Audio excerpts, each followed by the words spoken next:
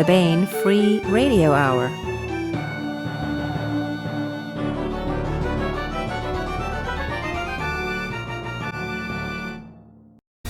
On the podcast, savings on Honor Harrington and Larry Correia's latest. Plus, we continue our ongoing audiobook serialization of Timothy Zahn's Cobra, all right now. Welcome to the Baen Free Radio Hour. It's a pleasure to have you along. I am Baen Associate Editor and your podcast host, David Afsharirad. Today, we bring you part 2 of our interview with Larry Correia about the latest installment in his Saga of the Forgotten Warrior series, Tower of Silence. But first, the news.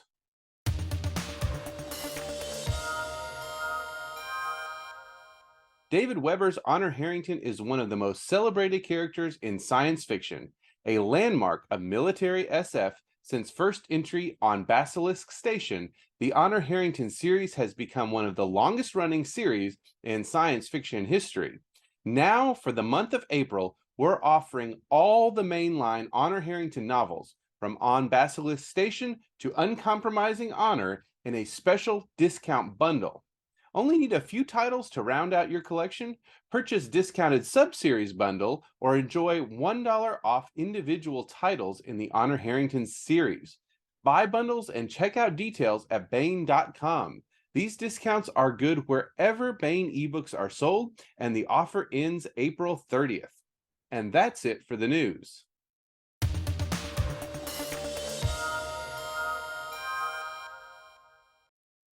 In the world building, stepping away from the society for a second, let's talk about demons. Oh yeah. What are they? Where did they come from? Why are they a menace? All right. So what we know in the book, and I've actually I've had a lot of readers guess, and some have gotten it right, some have got it wrong. But the demons are incredibly dangerous creatures that live in the ocean, and where they come from historically, the beliefs of the people are that long ago, there was this basically the creation myth to these people is they had this wonderful world-spanning society that was just great and prosperous utopia, and mankind was super happy. And then the gods had a war in the heavens, and the gods fought the demons for a long time in the sky. And there was all this horrible stuff happening and stuff falling to the world. And but then the gods won. The gods were victorious, and they cast the demons down. They threw the demons out of the sky. Well, the demons fell to earth at that point. Well, not earth. It's not earth. Sorry. The demons fell to the ground.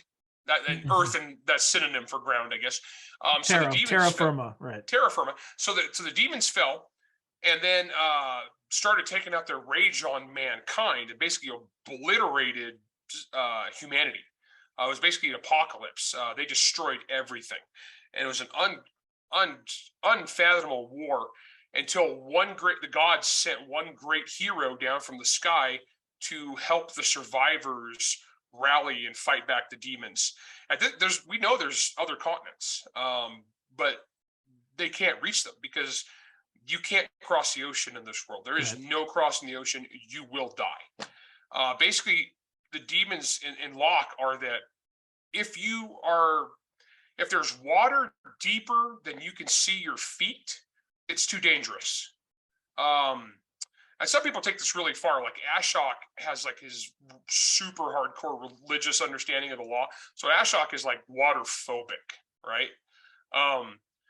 But you get in the rest of the world, you avoid the ocean at all costs. You do not go by the ocean. You do not go on the beach. The closer you are to the ocean, the more danger you are, because demons like to come onto land, and they're pissed. And basically the way the law understands it is that there's an agreement. Man doesn't go on the ocean. Demons don't come on land. If either do, that's trespassing, and we're going to kill you. Now, you can kill a demon, but it is hard. They are tough. And they come in different shapes and sizes, as we've seen in the series.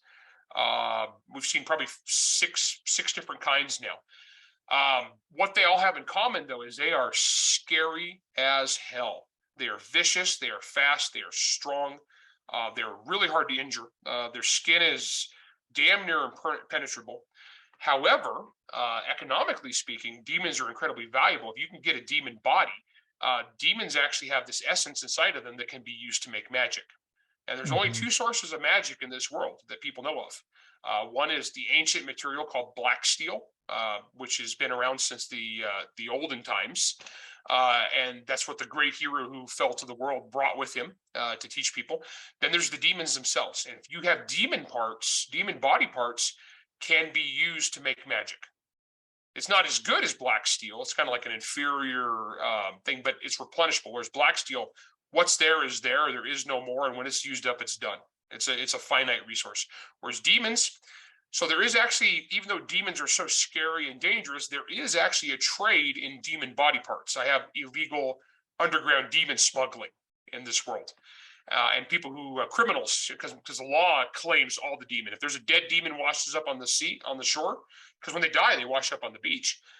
That's supposed to be turned over to the local great house, and it's their property to be used and distributed. Only, of course, if there's money to be made, people don't do that. And so we have illegal demon smugglers. That's one of my other main characters, Gutch. But the demons, from what we've seen, they are very intelligent, even though they're completely alien. There's only one person in the entire series who has figured out how to communicate with a demon. And he's a very, very, very intelligent man. But that's it. And even for him, I mean, we're talking like his eyes bleed when he's done. These things do not communicate like we communicate. They actually have a form of telepathy that is is really weird. But very few people can fight a demon and survive. You're going to die. Usually when people fight a demon, they try to get 50 or 100 warriors and go at it. Ashok has defeated demons by himself. He is one of the only people in history to have ever done so. And they're terrifying. Like I love them as antagonists. They are completely weird. And as the story goes on, as the series goes on, by book 4, you actually get a little bit of a glimpse into what the demons are up to. And because they're so alien, it's not like their motivations are obvious or clear, because they don't communicate. They're just these terrifying specters that occasionally rise out of the ocean, kill a few hundred people, and then go back in the water when they're bored. Is there a reason they don't come further in or come in mass? Yes. I think that's all you need to say. I think that's all you need to say. Well, I do establish that they will travel via river, and they will go upriver, but it's rare to see demons inland. And like, in fact, the capital city, where the central hub of the law, basically it's a cross between Las Vegas and Washington, D.C., and just as wicked as both in the same ways. It's in the very center of the continent, because that's the farthest place you can get from the ocean. And even though the very center of the continent is a desert valley, which is super unpleasant, it's very, very hot, very dry. That's where they built the capital. So the capital is kind of this unnatural thing that shouldn't exist. Like, all its water has to get piped in via aqueduct, or it just couldn't exist. However, it does exist because in the minds of these people, where the ocean is bad, where are your elite people going to be? As far from the ocean as possible. Hence, they're in the capital. Which is funny, because I saw somebody who was looking at the map from the book one time. They hadn't read the book, and was like, what is with these fantasy novels where they have like some Mordor area in the middle? And I was like, dude, it's called mountains, and you need to look at a map. I mean, I'm just saying here. Now, themes. What themes play out in this novel? I think we touched on them a little bit, given kind of the corruption in the capital, political meandering, shaping the narrative, things like that. Yeah, say a little bit more about what do you think of the common themes. Well, that's all part of it. Now, one of my personal philosophies is I'm very big on this, because people think that I'm anti-message in a book. I'm not. I'm not anti-message. What I am is I am anti-message first. I'm a big believer in story first, message later. The key is you got to entertain the reader. As Jim Butcher said one time, I never preach harder than you can entertain. So Right, entertainment's got to right. come first. That said, I'm all about sticking like ideas and themes and that kind of thing in there. Some big ones, like we already talked about the corruption and the pandering and the narratives and the twisting of reality and truth and manipulating people. But a big part of the series too is I like writing about heroes. I don't like writing about I heard somebody talk about Game of Thrones once. They was talking about how it was victims and thugs. It's kind of a story of victims and thugs. I like my fantasy to be about heroes, genuine like people, like the great people of history, And so in this case, I am actually, so one of the themes is about heroism, and it's about sacrifice, and it's about rising above what you were or what you should have been. I do get into the book because we're talking about a very collective society here with the caste systems. One of the themes is the law declares that every man has a place. I mean, that's a thing. It's just a saying that people have, and it's basically to put down people who get uppity and they try to get above their place that society has given them. Well, in this, I'm writing about people who break that, and not always good, because there's risks with that too. And so I have characters who they break that, where the law says every man has a place, but they break the law and they rise above what they should be.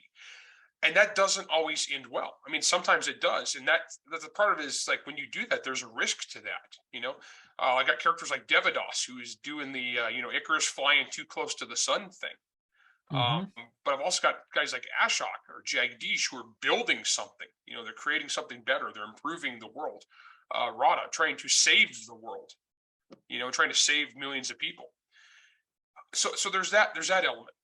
And then I've got other people who have been, stuck in that every man has a place. Carno, Carno fulfills his duty, but at the same time, I got that guy is one of the most popular characters in the series because he is such a good dude trying to do the right thing in his way, So I like writing about heroes, and so that's definitely a theme there. I definitely get into the theme of like the castes being wrong. I'm an individualist, right? I hate societal buckets, if that makes sense, where they say you are this, and this, you go in this bucket, that's what you believe. I hate people who believe in predetermined outcomes based upon your station of birth. So that's one reason I wanted to write a book with rigid caste systems, is because I wanted to break them. And I hate that. I grew up really poor. I came from like a really low spot, and I said, screw that. That's dumb. And so I get yelled at a lot because I'm like, Mr. Pull yourself up by the bootstraps, and that's not fashionable nowadays. You're not supposed to do that anymore. That's how dare you say you can pull people up by the, because mankind has done it for thousands of years. Yeah. And just because your circumstances right now might be difficult doesn't mean that people in even far worse circumstances than you haven't pulled themselves up by the bootstraps. And the whole pull yourself up by the bootstraps just means just make your world better. And so I'm writing about a bunch of characters who are trying to make their world better, and their world sucks. Their world is hard. I mean, I'm writing about people who are stuck between demons and genocide. That's like two of the main things going on in this book at the same time. So definitely themes of that, and ultimately, like a lot of Baen books, I love the philosophy Toni Weisskopf has, where she wants hope. I mean, bad things can happen, and bad things happen in this series. Like I said, we're having genocide and demon invasions, and it's a post-apocalyptic world, a fallen world, run by a bunch of horrible people. But there's still hope, and people fight, and they fight for good, and they fight for hope, and they're trying to make their world a better place. According to, a lot of us would not approve of what they think is a better place, obviously. I mean, Ashok is like kicking casteless out of the way when the book starts. It's like, hey, whatever. You brought my breakfast too slow. I'm just gonna, throw a rock at you. He wouldn't. That'd be too much effort. He wouldn't do that. But there's that element. It's like people rising up and people trying to better themselves and to better their families. So Yeah, there's a bunch of themes in here. I mean, I bang the drum, but honestly, the whole thing is I'm writing a fun, awesome adventure story first and foremost. Big, cool, epic fantasy, and then all this other stuff just kind of makes the world real. You can still write fiction that has a message without beating people over the head with it. Yeah, my and doing it in a way that doing it in a way that's entertaining, and they can make their own choices as opposed to, why am I reading this book about message X, right? Well, because the thing that killed me is like, for the longest time, this is how I got kind of a rep in this industry, was like complaining about this kind of stuff. I'd pick up a book and it'd be like, the book is supposed to be about like some space station in danger, or some apocalyptic scenario, or some war in a fantasy world. And what do I get when I start reading the book? Page after page after page beating me over the head about social message X from whatever year the book was written. You know, so if the book was written in 1997, it's going to be about 1997 political issues. You know, oh well, here clearly is the thinly veiled George W. Bush. You know, and my commentary on Iraq, and I'm like, oh my gosh, or just whatever. You know, and it just goes on and on and on like that. I was like, but humans, you know, we respond to universal themes. and I got so tired of reading sci-fi novels set 200 years in the future, and rather than being about universal themes that mankind has struggled with for thousands of years.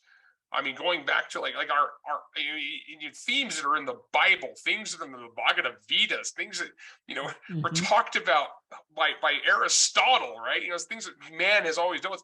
No, it's got to be about whatever the political issue of 2023 is, and we're just going to shoehorn that in there and have a big. Why are we even assuming that stuff's going to be an issue in 200 years? It'll be, a lot of it's going to be forgotten. Well, I mean, we're not arguing right now on whether women should have the right to vote or wear pants. Okay. I mean, so if I'm writing a story set in 2555, you know, and I'm like 500 years in the future, and I'm like, I mean, maybe if that's what the story's about, but a lot of this stuff is just try hard shoehorning in modern issues. And like, come on, man. Mankind is bigger and deeper than what the shallow, superficial message of the day is on any given day. And if you want to, here's the thing, if you want to write a book about global warming, great, write a book about global warming, write a book about climate change. That's awesome. More power to you. But don't bait and switch me a thing where I'm writing a sci-fi action adventure novel and the whole thing is a screed about dying polar bears. We actually joked about that genre was the dying polar bear genre, because we had about 10 years there where every single science fiction novel had to talk about global warming and climate change. And remember, everything was underwater. And it just was like such a tired, annoying trope. Well, there's even a genre now. It's cli-fi, right? It actually has a name. Yeah, it's cli-fi. Yeah. Yeah, and it's just like, I mean, come on, guys. If you're going to make that. I mean, that's fine. If you're going to do the Roland Emmerich style big catastrophe movie, fine. You know, that advertise it as such. But just quit shoehorning in your stuff. Like I said, the themes I'm hitting in this book are big themes. You know, themes that like people have had forever. You know, oh my gosh, my rulers are unjust and manipulating the people. Wow, you know, that hasn't been. That's never happened. It's never happened in history, Larry. No, I mean, that's never going back to every single historical record ever written. You know, but no, it's yeah, I'm definitely themes are there, but honestly, entertainment first, by far, entertain the reader, then stick in your deep stuff. But you got to do it organically. It's got to be part of the universe. It can't just be shoehorned in. And some of it might even be subconscious, right? You can't not inject this stuff. Sometimes it's a surprise. Every writer is the sum of our experiences. And we just there's no other way around it. You are who you are. And I can write about people who are drastically different than me because I have an imagination. And I just try to put myself in. And the thing is, a lot of writers are like, well, I can't write this or I can't write that because I'm not that. That's stupid. I'm not Ashok Vadal. I'm not a magical super soldier from an Indian-based caste system who fights demons for a living and burns villages. However, I can fake it really well. Okay, but we're going to draw. Actually, you raise an interesting point, and I'm going to go there. So, have you gotten any complaints about cultural appropriation? I did. Yeah, actually, it's kind of funny. So, when the very first book came out, Son of the Black Sword, I did have some whiny reviews came out right. Oh my gosh, Larry Correia culture. And one of the reviews was hilarious because this guy's like, well, because the beginning I had Ashok and Devados at the end of a journey are eaten, and what they were served was basically rice balls. It was basically compressed rice, and they're eating rice balls. And this guy got all mad. He's like, "Oh, Larry Correia just thinks that all Asians are the same, and so they're India is in Asia, so they must eat rice balls." So I responded with a Google image link to Indian rice ball recipes, and it was like 14 pages of like all these delicious looking things. Because here's the kicker: every society on Earth that has rice has at some point in time squeezed it into a ball. Why? Because it's convenient. You squeeze rice into a shape, a log or a bowl, and you wrap it up and you take it with you. Everyone has ever done that. But this guy's like, oh, that's so evil. How racist of you to assume that Indians would eat rice. Because everyone eats rice. I mean, yeah, it's how humanity has moved forward as a species, by sharing ideas, adopting good ideas, discarding bad ideas, sometimes adopting bad ideas and learning lessons from them. They also eat bread. I mean, and the thing is, it's like, I remember one time a story about some doofus in the publishing industry got really mad at a dinner because they've gone out to a Thai restaurant, and they had egg rolls on the menu. And there's a Thai restaurant owned by a Thai family from Thailand, but they had egg rolls on the menu. And so this woman threw a frothing fit because how dare they have egg rolls, because egg rolls are Chinese, and this is cultural appropriation. Okay, first off, an egg roll is just something in a rolled up dough fried, right? Every society on Earth has one. So if the Thai, and plus, where's Thailand? Here's China, here's Thailand. I'm pretty sure at some point in time, a Chinese style egg roll made it across the border. Maybe, Larry. Well, here's the funny thing too, is like, so they're yelling at me about cultural appropriation, and it was honestly, it's like the worst people in the world were yelling about appropriation. Everybody else was having a good time. Ironically, I heard one time from the Simon and Schuster sales rep for international sales that Son of the Black Sword had actually done extremely well in the English language market fiction in India. It has sold really well. It's very. It's actually it's doing well. People like it. No one's offended. Like nobody actually Indian is offended by this at all. And it's just funny because. Plus, here's the thing on the cultural appropriation thing, and this is where I get to put my cultural appropriator hat on because I'm Portuguese. My culture is cultural appropriation. That's what my people do. And in fact, Vindaloo in India, Portuguese. Tempura in Japan, Portuguese. The chili pepper was brought to Thailand by the Portuguese. We brought everybody pants and guns. 2 solid contributions at the very least, right? I mean, so honestly, when it comes to the cultural appropriation police yell at me is like, dude, I'm Portuguese. I am like literally the last dude in the world, like you can yell at about cultural appropriation, because that's quite literally, if you were to look at every port city on Earth, there's a dude there whose last name is Correia. Okay. So there you go. My family's Azorian, so we're not just the Portuguese. We're the ocean Portuguese, all right? Might be Atlantean. Never know. Yeah, that's one of the theories, that we were the top of Atlantis. And I was like, we're the mountains of Atlantis, and like, I'll run with that. So I'll cultural appropriate whatever I want. All right. So 2 quick questions. So what more is in store for Ashok in terms of books, I don't know, short stories, things like that? And then what else do you have? What projects are you working on right now? Okay, so the 5th and final planned book in the Saga of the Forgotten Warrior is called Graveyard of Demons. And if you remember a scene from book 3, I talked about the Graveyard of Demons a little bit, and you got to see some of that. And there's more than one. And that's kind of what we're leading up to the final big climatic end of the series. That is planned. Don't know when that's going to be yet. I've been about 2 years between books in this series, I believe. So working on that. However, right now I'm currently working on the next Monster Hunter Memoirs novel with Jason Cordova called Monster Hunter Memoirs Fever. It's set in the 1970s in Los Angeles, California, in the age of disco. Saturday Night Fever. Yep. Kind of, yeah. It's actually pretty cool. And Jason's a great writer, so I'm looking forward to that. I have another Monster Hunter Memoirs series coming up. I'm probably going to do some I'll finish the Saga before this, but I have another one with Les Johnson. Oh yeah. Awesome. The NASA guy. Guy. Yeah. Les is a literal rocket scientist, and I'm doing a Monster Hunter International spin-off with him that will get a little into Les's area of expertise. We'll put it that way. And then I have the next regular series Monster Hunter is actually going to be the next thing I'm working on. That'll be the book 9 in the series. It'll be what comes after where I left off with Monster Hunter Bloodlines. I've written so many novels. I was like, what's the last book? So that'll be the next regular Monster Hunter. And then I have another Grim Noir trilogy planned after that I'll be working on too. Are there, and you can stop me from asking this question if not answer it. Options, movie, film. Oh yeah. So as of right now, Monster Hunter International is optioned and Hard Magic is optioned. Both for TV shows, actually. However, there hasn't been any development on Monster Hunter for several years. Every now and then I get an update. They'll change something, although they have brought in script writers and they've done screenplays at different points. But projects come and go in Hollywood. It's weird.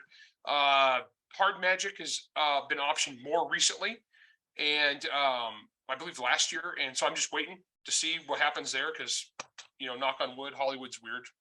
I would love to see this series get optioned by the guys that made RRR, the movie.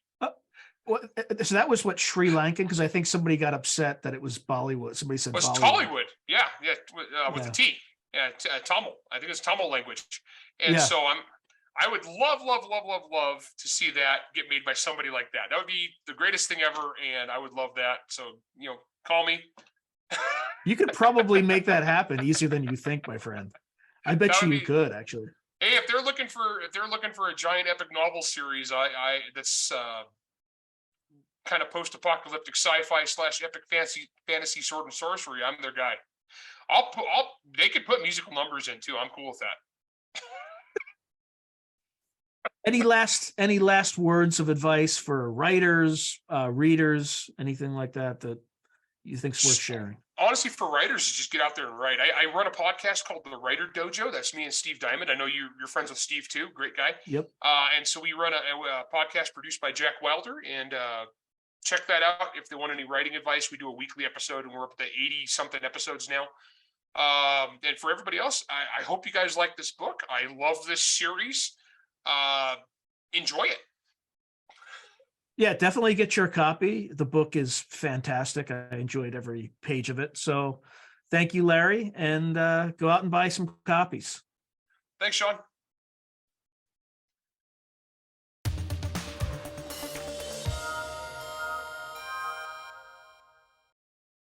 And now we bring you Timothy Zahn's Cobra. Earth's only hope was the Cobras. The colony worlds Adirondack and Silvern fell to the Troft forces almost without a struggle. Outnumbered and on the defensive, Earth made a desperate decision. It would attack the aliens not from space, but on the ground, with forces the Trofts did not even suspect. Thus were created the Cobras, a guerrilla force whose weapons were surgically implanted, invisible to the unsuspecting eye, yet undeniably deadly. But power brings temptation, and not all the Cobras could be trusted to fight for Earth alone. Johnny Moreau would learn the uses and abuses of his special abilities and what it truly meant to be a Cobra. Tamerlane Ray was the image of the middle-level dome bureaucrats that had been the favorite target of political caricaturists when Johnny was growing up. Paunchy and soft, with expensive clothes in better shape than he was, he had that faintly condescending air that frontier people often claimed to sense in all mainstream Dominion citizens. And his news was as bad as it could possibly be. "Understand, we'll be doing what we can to draw off the bulk of the Troft forces," he said, waving a finger at the curved battlefront on the Star Force tactical map he'd brought with him.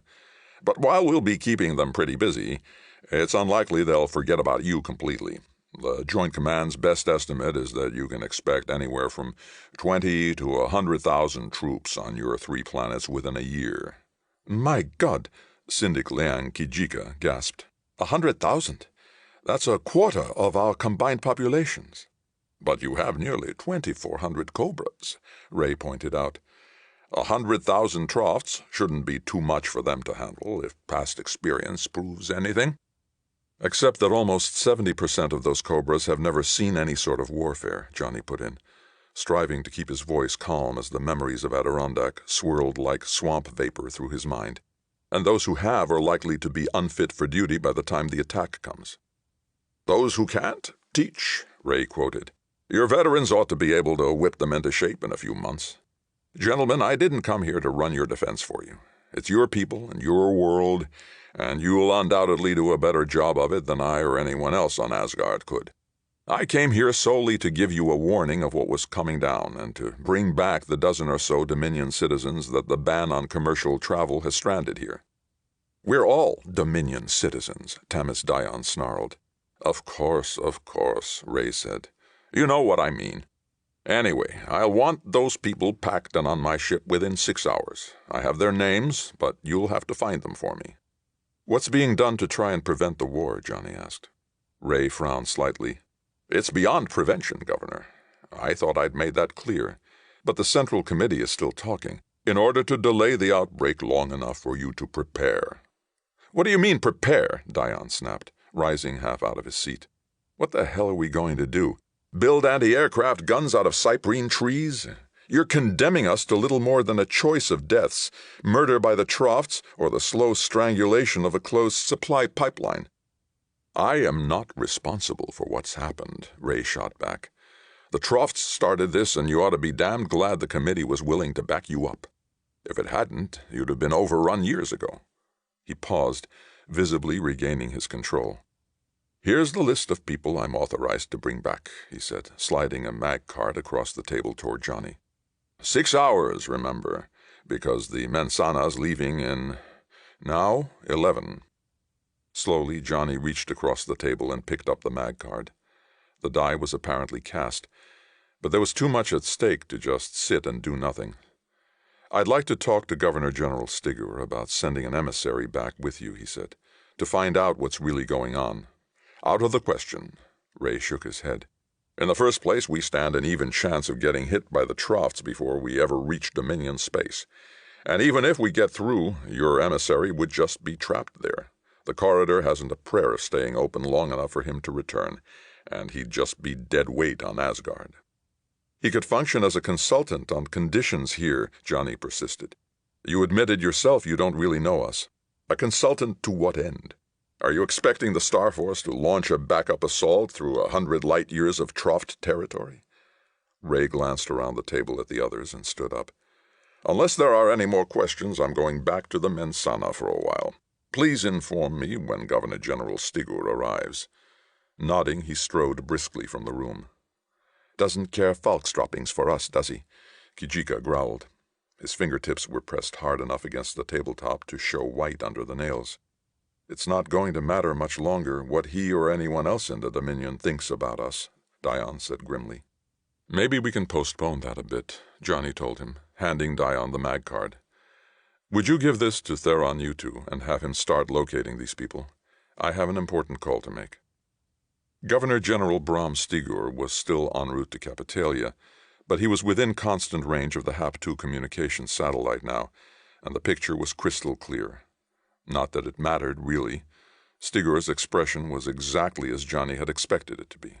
So that's it, then, the other said when Johnny had summarized Ray's doomsday message. The Troughts have finally gotten their courage up for round 2. Damn them all to hell, he snorted. Well, what's it going to take to get us ready for a siege? More time than we've got, Johnny said bluntly. To be brutally honest, Brom, I don't think we've got an ice cube's chance on Vega if the Troughts decide they really want us. The new Cobras are our only defense, and they know less than nothing about warfare. Stigger grimaced. Should we be discussing this on a broadcast signal? We're going to keep all this a secret? Not hardly, Stigor conceded. All right, Johnny. You didn't call just to give me advance notice of Armageddon. What do you want? Johnny swallowed hard. Permission to return with Ray to Asgard and see what can be done to hold off the war. Stigur's eyebrows lifted toward his hairline. Don't you think they've done everything possible in that direction already? I don't know. How can we unless we talk directly to the Central Committee or Joint Command? Stigur exhaled loudly. We need you here. You know better than that. I can't fight worth a damn anymore, and there are a lot of First Cobras with better military and tactical knowledge. What about your family, then? Stigur asked quietly. They need you. Johnny took a deep breath. 29 years ago, I left all the family I had then to fight for people I didn't even know. How can I pass up even the slimmest chance now to save the lives of not only my wife and children, but virtually all the friends I've ever had? Stigur gazed at him for a long minute, his expression giving away none of what was going on behind it. Much as I hate to admit it, I suppose you're right, he finally said. I'll recommend to this Ray character that he take you along. Another half hour to Capitalia, looks like. I should have his answer in an hour or so. In the meantime, he hesitated. You'd better let you two handle things and go discuss this with Chris. Thanks, Brom. I'd already planned to do that. I'll talk to you whenever I know something. He nodded and the screen went blank. Sighing, Johnny carefully flexed his rebellious elbows and punched for U2. That was another installment in Timothy Zahn's Cobra. And that's it for the podcast. Thanks as always to Audible.com and podcast theme composer Ruth Judkowitz. Praise, thanks, and gratitude to Larry Correia, and good night, Tony Daniel, wherever you are. This is David F. Sharrod coming to you from a soundproof bunker somewhere deep in the heart of Texas. Join us here next week at the hammering heart of science fiction and fantasy, and keep reaching for the stars.